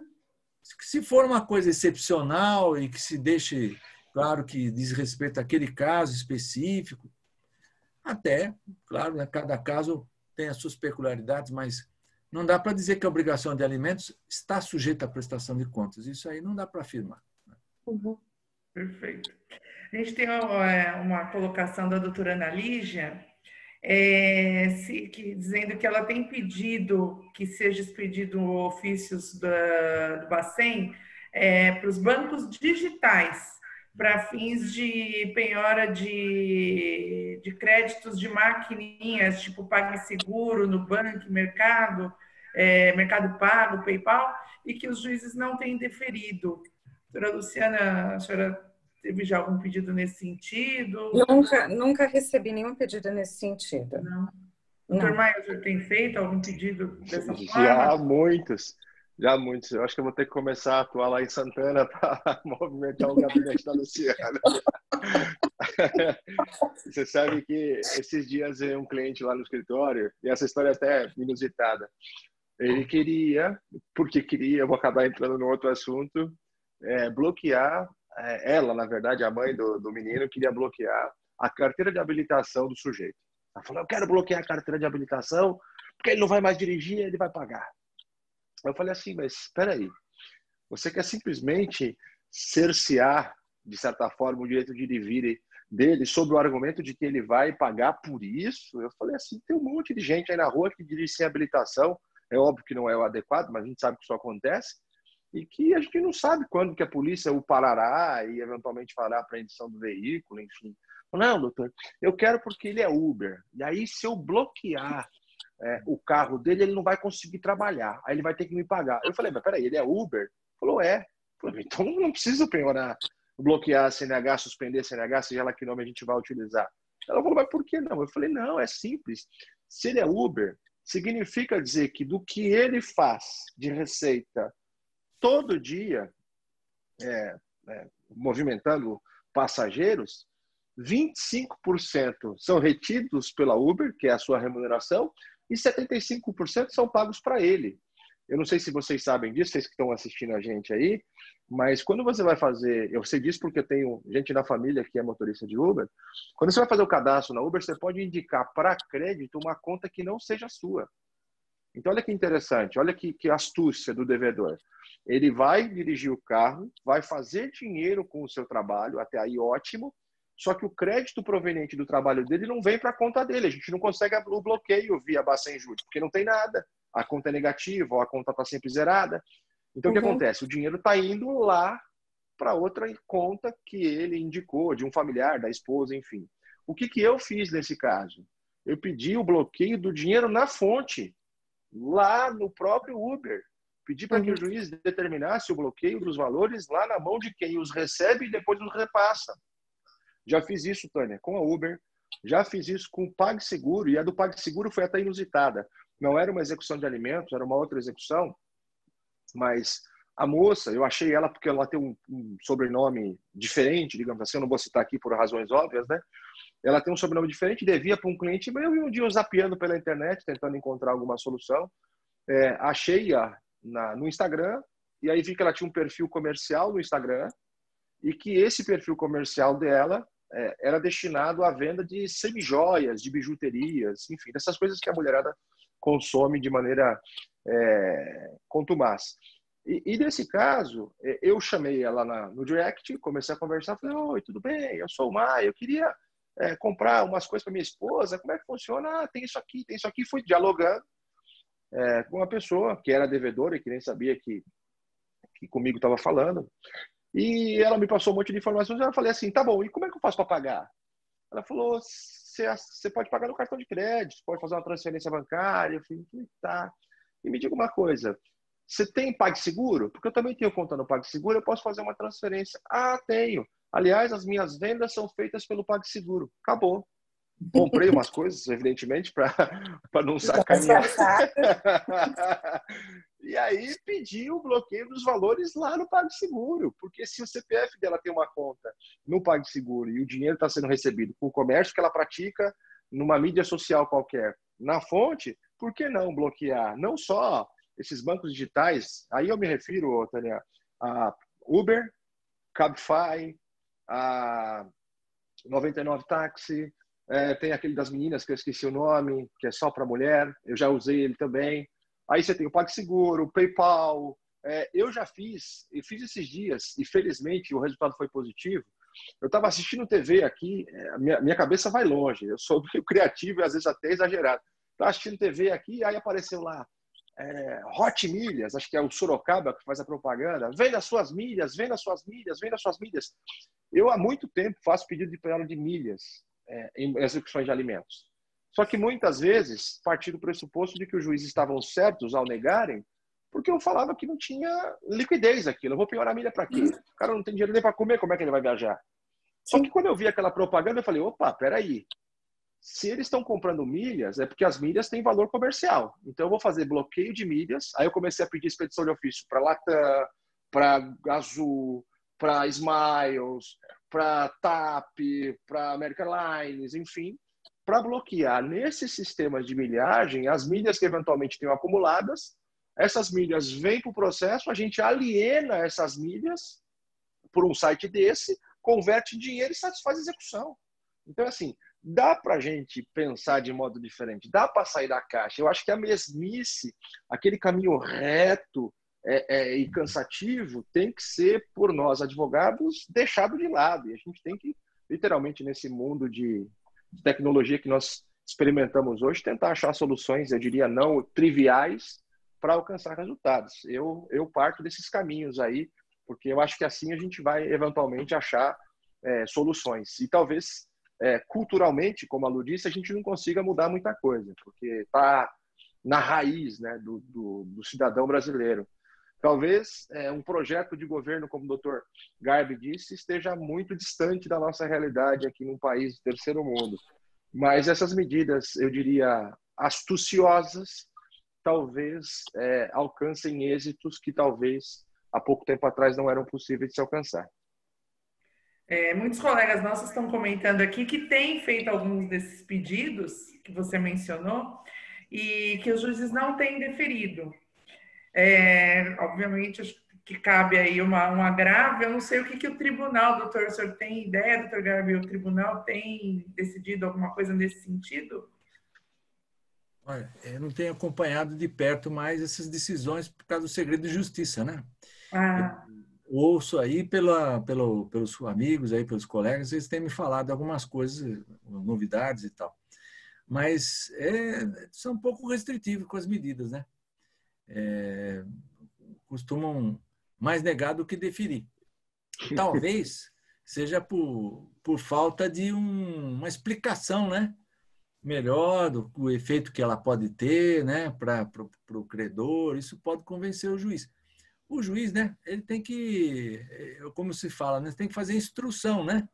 Tem que explicar tudo para ele lá, aí ele vai entendendo, né? E aquilo que ele não sabe, ele vai conhecendo, né? Vai entendendo e aí fica mais fácil, né? Por exemplo, pega aí o professor Maia aí, pronto, é só ele explicar lá tudo que ele faz aí. E como ele fica sentado no escritório, né, doutor? Tem que ir até o juiz, conversar, explicar. Sim. Não há mais espaço para advocacia antiquada. Ser criativo, sim. E convencedor, né? Tem que convencer. E às vezes no papel a gente não consegue, porque são tantas coisas, né, doutora Luciana, que às vezes uma coisa ou outra pode até passar desapercebido.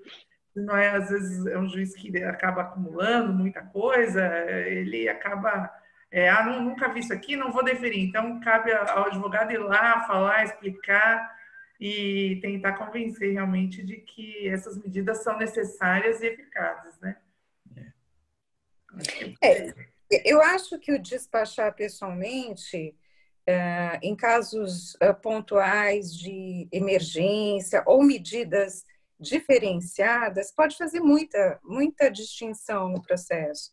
Quer dizer, o que o Dr. Garbi está falando, e é perfeito, Quer dizer, a gente ouve o professor Maia, que é advogado, contando de como ele fundamenta, e nós já nos convencemos, né, da pertinência dessas medidas, porque é o poder da argumentação, da fundamentação. Então, traz lá, imprime a propaganda do site que compra as milhas, porque é uma informação, eu, pelo menos, não tinha atentado que existe essa viabilidade.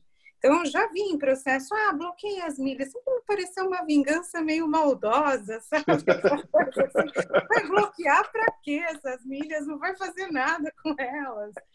E, realmente, a pessoa não explica o porquê, onde ela vai. Então, eu acho, sim, que é importante, eu acho que o poder da argumentação, de saber despachar, de chegar com tranquilidade, e o magistrado também tem que estar disposto a isso, né? A ouvir, para depois analisar a petição com mais devagar, que realmente a gente nunca vai ter condição de analisar ou de deliberar verbalmente, a gente precisa olhar a petição, os fundamentos, os documentos, quer dizer, termos essa tranquilidade para decidir. Mas eu acho que a argumentação, a técnica e a educação são tudo no direito, né? Fazem toda a diferença. Verdade. Doutora, algum outro pedido inusitado que já chegou na sua vara? Alguma outra sugestão de medidas que nós, advogados, aqui possamos ingressar, diferente dessas que foram sugeridas aqui? Eu acho que não. Eu acho que, por exemplo, estou me lembrando, o doutor Maia foi contando, estou me lembrando de já ter tido ofício para Uber, né? Para Lady Drive, não, nem para Cabify. Cabify é menos usado, porque me parece que o custo é mais elevado. Então, mais para Uber, e costuma dar algum resultado, né? Costuma realmente ser efetivo. PayPal, para mim, foi uma novidade que seria viável essa construção, e achei uma ideia bastante inteligente.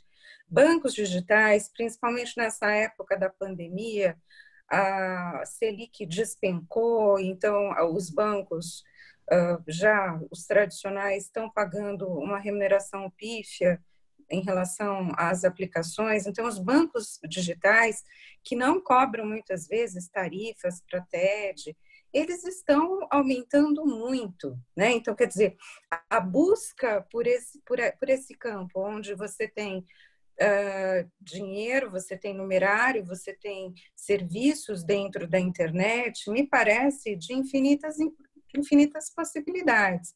Resta aí cada um procurar pesquisar a vida, o perfil daquele. A rede social costuma funcionar muito, né? A doutora Maia contou a história do carro Meu Bebê, e realmente o que a gente vê na rede social é de arrepiar quaisquer cabelos, né? Porque assim, o indivíduo fala que está falido, aí ele coloca lá a foto da casa de praia no condomínio Ubatuba, ele comendo camarões gigantescos com a atual esposa, e coloca tudo ali no Facebook, no Instagram.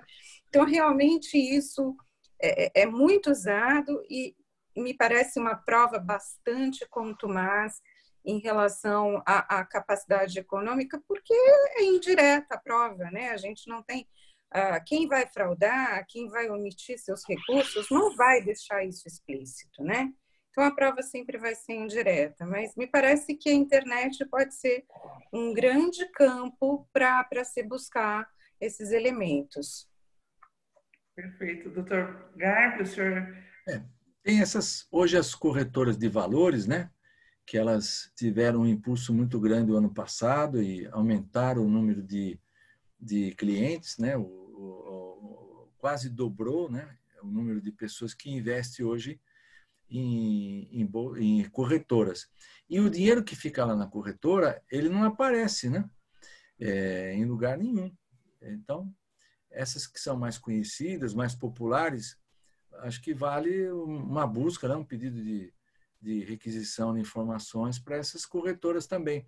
Porque a pessoa pode aplicar lá qualquer dinheiro, até pouco dinheiro, R$500, R$1.000, e fica oculto, porque ele não aparece, acho que no Bacenjude, né? Ele não aparece, né? Não é conta bancária, não é banco, é corretora. Eu acho que ele não aparece, não. e tem dinheiro lá, né?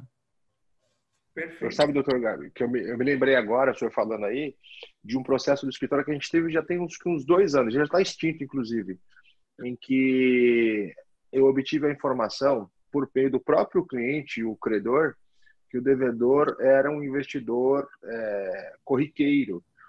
E aí a gente fez um levantamento na CVM, não encontrou nada, e aí eu parti nessa visão fora da caixa para uma alternativa, eu diria, diferente. E a gente foi pesquisar a existência de moedas criptografadas. A principal delas a gente conhece como Bitcoin. E, para nossa surpresa, a gente conseguiu obter a informação de que o sujeito, de fato, tinha moedas criptografadas. Houve um período, se eu não estiver enganado, foi em outubro do ano passado, novembro do ano passado, que um Bitcoin valia R$44 mil.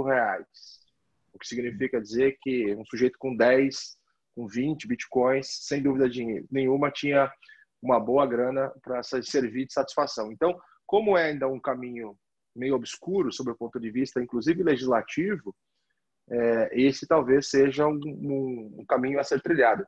Eu tenho um inventário em que a gente está inventariando bitcoins. E quando eu trouxe isso para o processo, o certificado de bitcoins, o juiz, de fato, achou aquilo diferente, porque acho que não estava acostumado também. É uma possibilidade, né?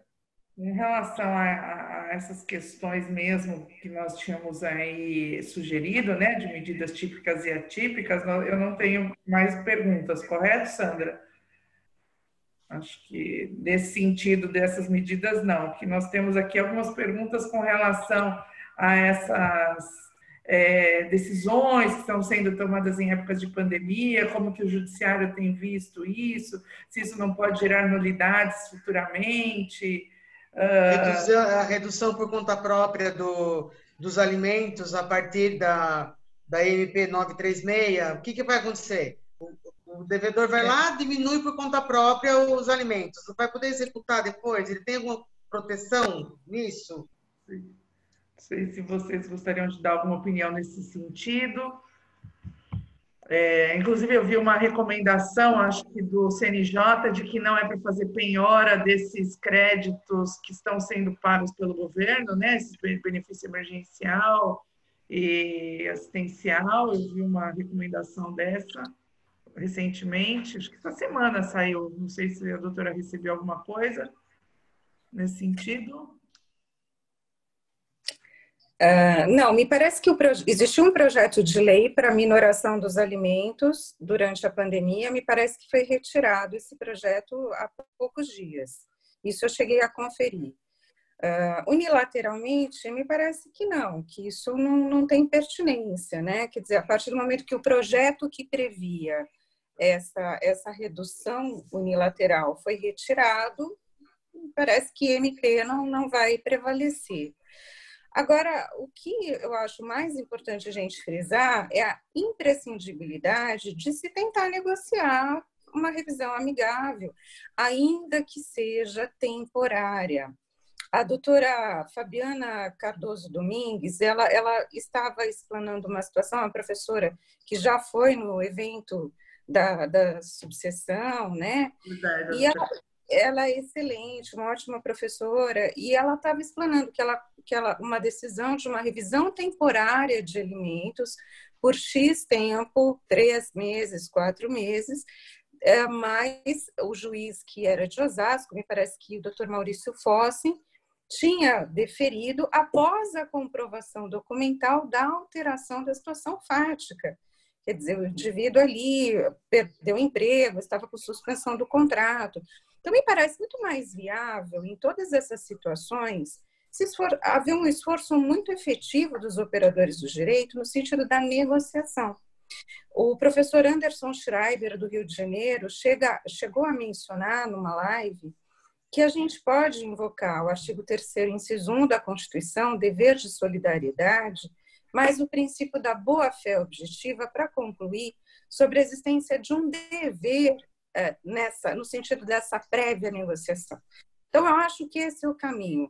Agora, não me parece haver lastro jurídico para que o devedor unilateralmente pague o quanto ele quiser, sem fundamento, numa decisão judicial, numa tutela antecipada.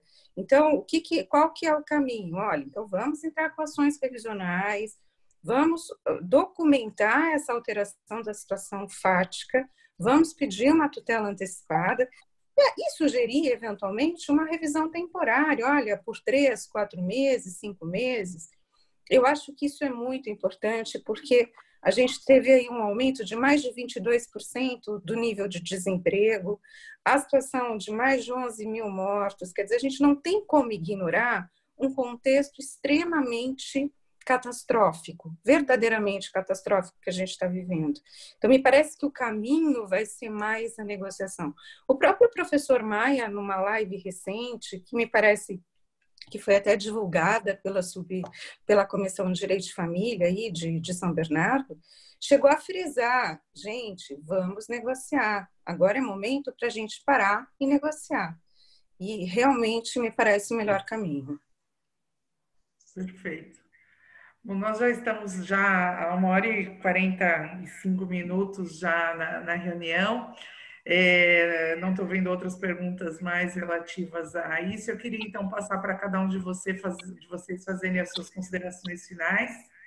E, se, de repente, algum ponto ficou em aberto, por favor, que explane. Doutor Maia, podemos começar consigo? Sim, claro. Meus queridos, a todos os que estão em casa, dedicando seu tempo a nos ouvir, a escutar o que a gente tem a eventualmente acrescentar e eventualmente fazer com que a vida de vocês prospere. Muito obrigado. É isso que eu tenho a dizer. Obrigado por passarem alguns minutos aqui com a gente, ouvindo um pouquinho da nossa experiência, extraindo daquilo que a gente disse algum tipo de alternativa para os processos que estão acomodados sobre suas mesas e, enfim, espero que vocês prosperem e consigam conquistar resultados. Doutora Luciana, foi um prazer dividir essa sala virtual contigo. Doutor Gabi, como disse, amigo de longa data, obrigado mais uma vez por contribuir com generosidade, com todo o teu know-how. E, Tânia, obrigado mais uma vez. Sou suspeito para falar de São Bernardo, né? Estou sempre por aí, estou até falando o R mais arrastado. Enfim, obrigado a todos. Sandrinha, Cris, obrigado pela contribuição de vocês também, porque sem vocês aí nos bastidores as coisas ficariam um pouquinho mais difíceis para nós. Valeu. Beijo. Doutor Gabi. Bom, eu queria agradecer, né, mais uma vez o convite, aí a convivência que foi virtual, mas muito agradável aqui com todos, né? Pena que a gente não pode interagir aí com todos que estão nos acompanhando. E lembrar, só para encerrar, né, que nós devemos viver um momento, um período aí bastante difícil. Algumas coisas não serão mais como foram, né? E a pobreza no Brasil deve aumentar, já aumentou, né? E a gente tem que ter alguma sensibilidade para perceber tudo isso, porque não dá para pensar, raciocinar na solução dos problemas, né? Com o passado já ficou. Nós temos que olhar para frente, porque o que vem pela frente é uma realidade bem mais dura para o brasileiro, né? São 12 milhões de desempregados antes da crise. Pode chegar a 20 milhões, né? Nós temos mais 4 milhões, quase 5 de chamados desalentados, né? Esses aí não tem mais esperança de nada. Esses podem se acrescer aí mais uns 3 ou 4 milhões de desalentados que depois da crise não vão conseguir nada. Tem 42 milhões de pessoas que pediram esse benefício do governo. Então, são pessoas que estão em dificuldade. Se a gente tem 100 milhões de pessoas dentro da população ativa, nós temos aí pelo menos metade dessa população que não tem facilidade para cumprir suas obrigações. Então, isso vai mudar bastante, né? A realidade daqui para frente. Então, fica aqui apenas o meu agradecimento e a esperança de que as coisas possam ser diferentes dessas previsões que a gente tem ouvido, né? E que a gente possa se recuperar mais rapidamente de tudo isso. O meu abraço aí ao professor Maia, à doutora Luciana, que está lá em Santana, enfrentando as lides de família, a todos vocês que estão nos acompanhando, a doutora Tânia, o doutor Luiz, Muito obrigado pela oportunidade. Obrigada, doutora Luciana. Bom, eu quero agradecer novamente. Eu acho que é muito enriquecedor para nós todos essa troca de ideias. E eu realmente dou parabéns novamente à Comissão de Direito de Família de São Bernardo, porque eu sei o trabalho que isso dá. Eu vejo o quanto toda hora vocês estão fazendo eventos e procurando informações. Existe uma responsabilidade muito grande em relação à melhoria das condições dos colegas e do judiciário também.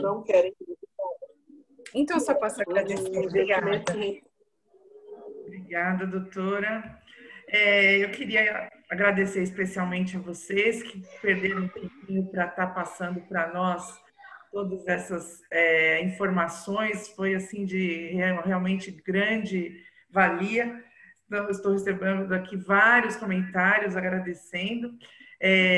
Doutor Maia, doutora Luciana, doutor Garbi, nossa eterna gratidão, nossa comissão que está aqui praticamente completa nos assistindo. Queria agradecer a todos os amigos, né, vários amigos nossos, pessoais, alunos, aí, doutor Maia, que estão agradecendo também, e convidá-los para que acompanhem sempre as nossos eventos. Nós estamos realizando eventos semanais, exatamente para poder tirar as coisas positivas, né, desse momento tão ruim que estamos vivendo, e agora com a oportunidade da tecnologia, trazer mais para perto essas situações que são favoráveis.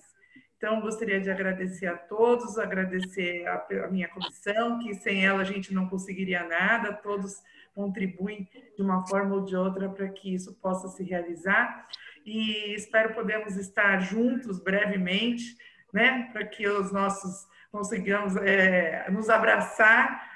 Eu que sou uma pessoa que gosta realmente de gente, de estar junto, a gente sente muita falta disso, mas nos conforta pelo menos poder estar vendo os colegas e os amigos participando e sempre junto com a gente. Doutora Sandra, quer falar alguma coisa? Doutora Cristina? Alguém gostaria de falar alguma coisa?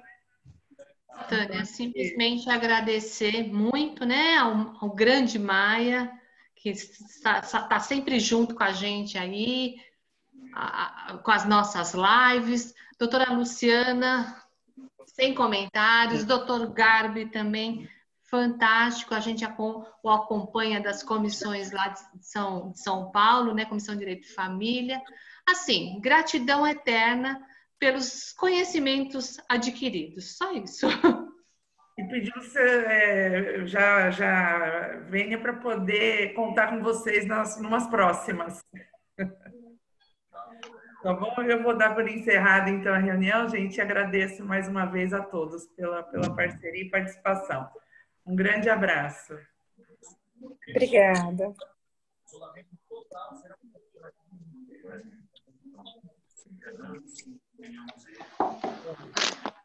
Cris, vamos aguardar, né? Como sempre, todos estarem saindo. Acompanhar a retirada. Mais da metade do carro ficaram na garagem. Falando sobre os veículos, somado ao perigo do corpo. Pode sair de casa quem tem extrema necessidade.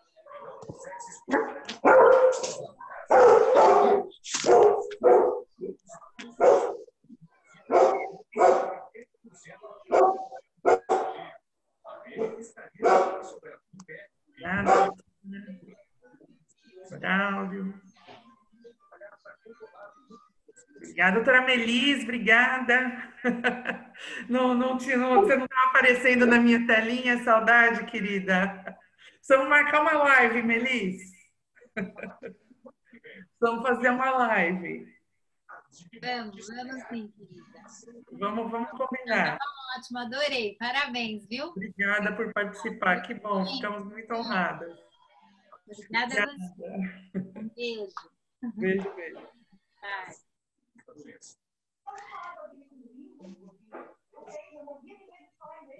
Marcelo. Obrigada, viu, gente? Obrigada. Vou encerrar aqui, então. Acho que já todos já teve um compartilhamento. Deixa eu interromper aqui. Luciana. Cristina, Sandra, semana que vem, doutor Gilberto Maestro, né? Dia 18. Isso. Avisado, né? Acabei esquecendo que ainda está aí. Dia 18 temos uma live com o doutor Gilberto Maestro. Está gravando? Eu vou ver como é que salva isso, eu não sei, mas vou tentar. Vou encerrar então aqui, tá bom? Beijo para vocês.